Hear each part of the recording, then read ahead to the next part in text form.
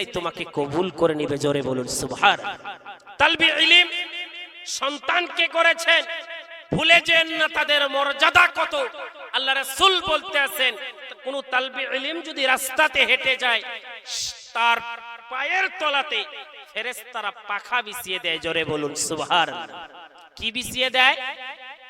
ফেরেশতারা পাখা বিছিয়ে দেয়। বাবা, কতটা মর্যাদা ভাবতে পেরেছেন? কতটা ইজ্জত আল্লাহ তাবারক তাআলা দিয়েছেন ভাবতে পেরেছেন?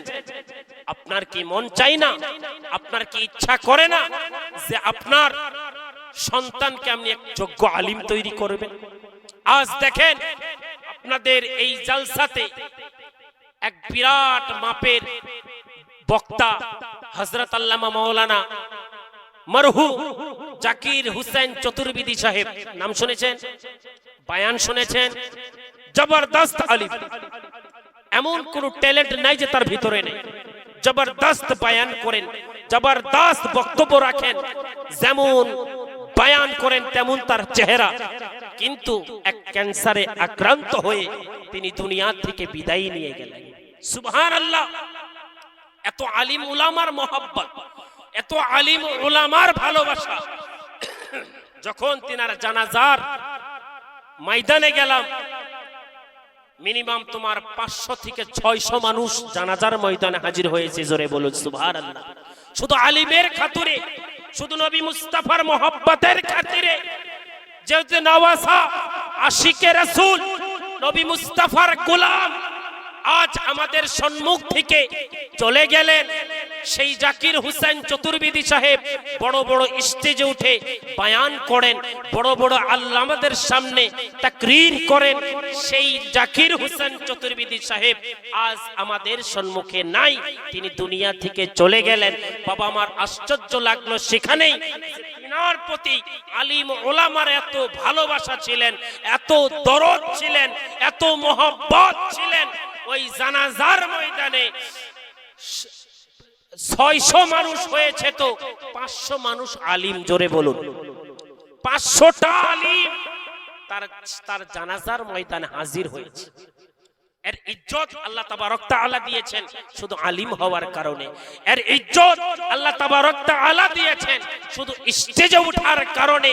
আজ মানুষকে হেদায়েতের কথা বলার কারণে তার জানাজার ময়দানে এত আলিম উলামা, এত তালবে ইলমরা তার জানাজার ময়দানে হাজির হয়ে জানাজার খতম করে তার লাশকে দাফন করে শেষে কিয়াম করে মুনাজাত করে সবাই বাড়ি ফিরেছে।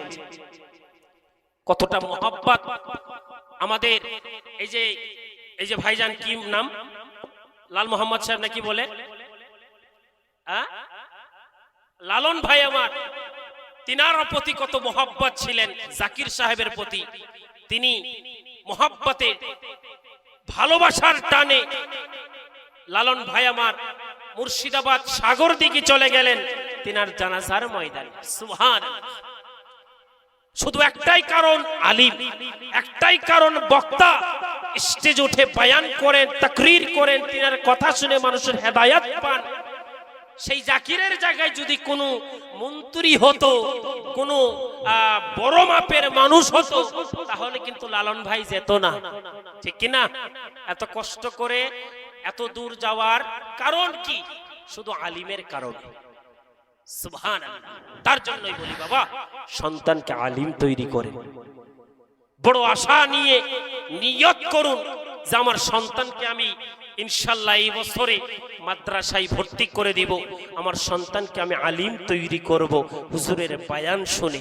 আল্লাহ তাআলা আমাদের সকলকে সঠিক দান করুক, প্রত্যেক ঘরে ঘরে আল্লাহ পাক আলিম তৈরি করুক। জোরে জোরে বলুন আমিন। আরেকবার মহব্বতে দুরূদ শরীফ পাঠ করেন। আল্লাহুম্মা কল্পনা নবী যাব আমি।